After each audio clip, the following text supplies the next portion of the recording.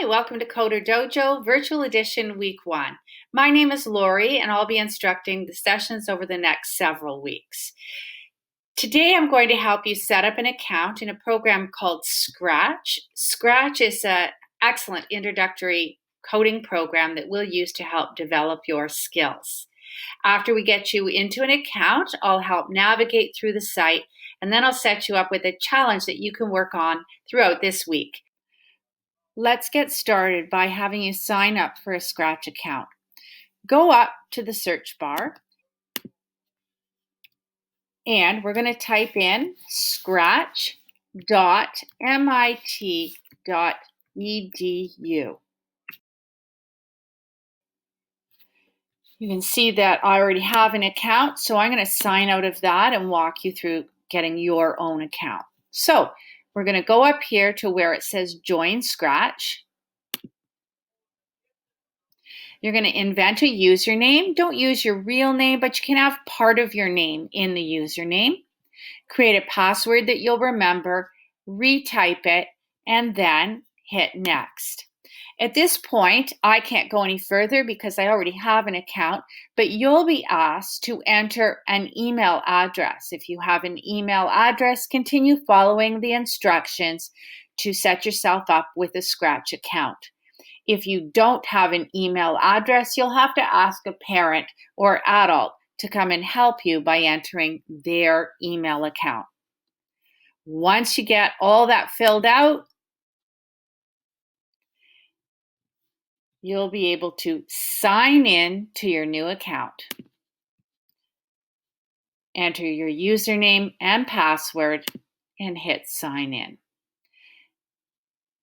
Now your page will look different than mine because you can see that I have a teacher account and you won't have that.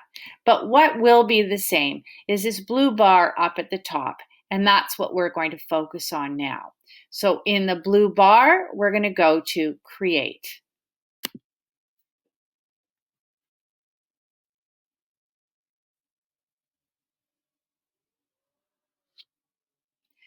Here's your opening screen for Scratch. I'll walk you through what is here.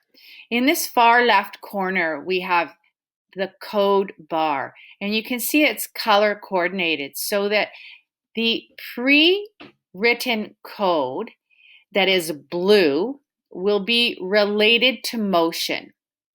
Any of the pre-written code that's related to sound will be pink. So if I click this button, you can see the code in the block palette here all becomes pink, and so on, matching the code button color.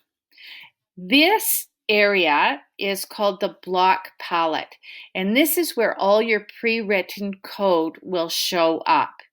Each code is represented in a block, and what you'll do to use that block is left click the block you want and drag it over here into what we call the script area.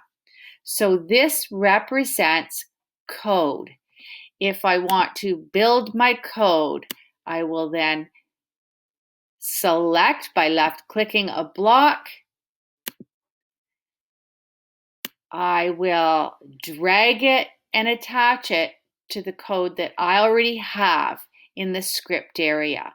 So this is our block palettes, and this is the script area.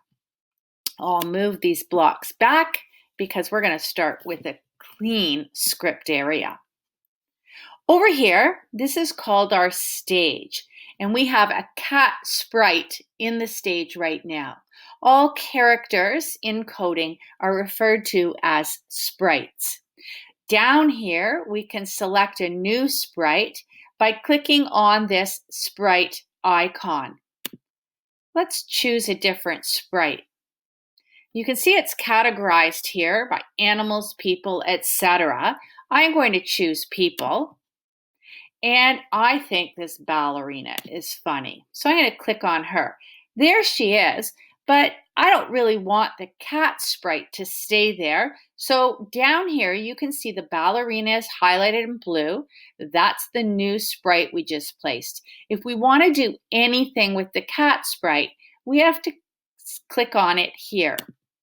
So now we can work with our cat sprite. And in fact, I just want to delete it. So I'll go to this trash can here and click on the X. There. Now we just have the ballerina sprite. This area here is this helps us to choose backdrops for the stage.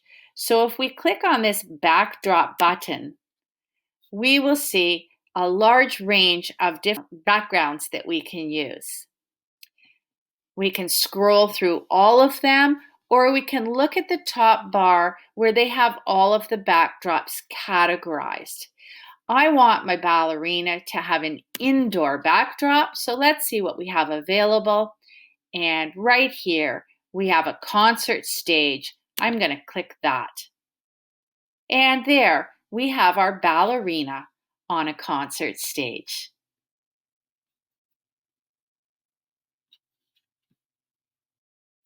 Now we'll start to experiment coding with our new Scratch program.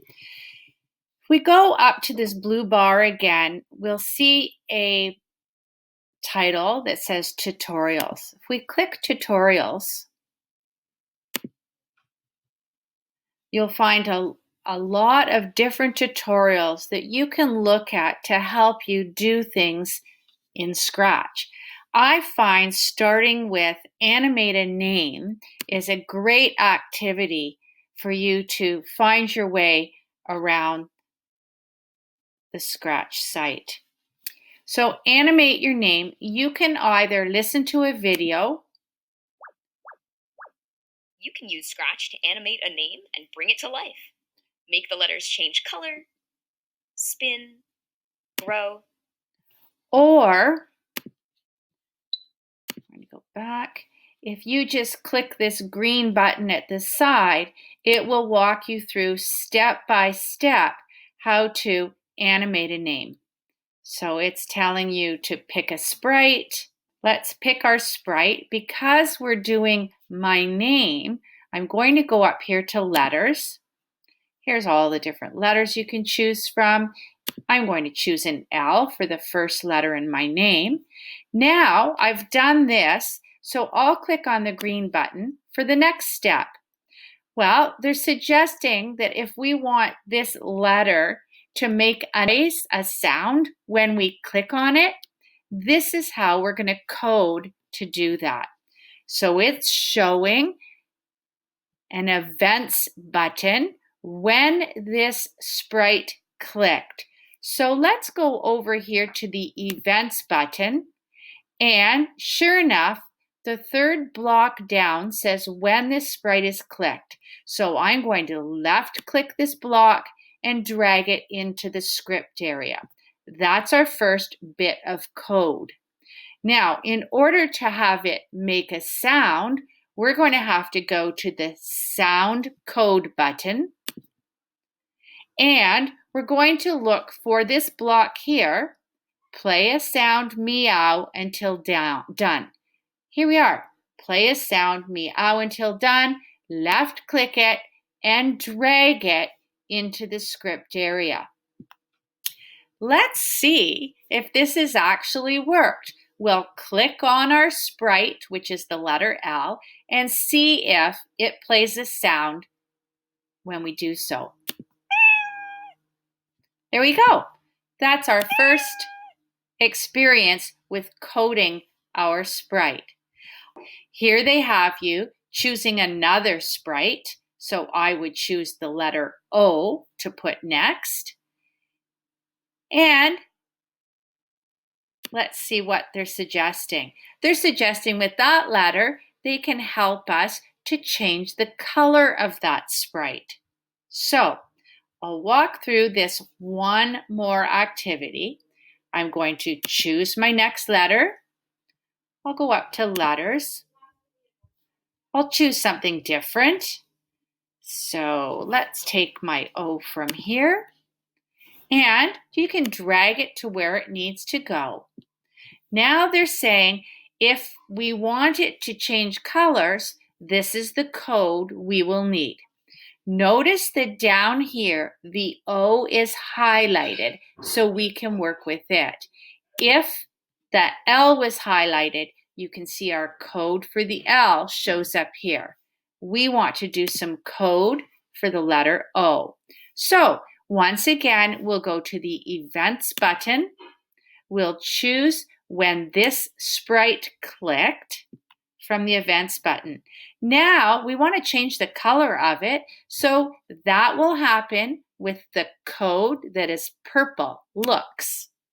And we want to find code that says change color by 25%. Here's that code block. Choose that block by left-clicking and dragging it under the Event button. And let's see if our code for our O is going to work. It changed by 25%. And if we continue to click it, it will continue to change colors.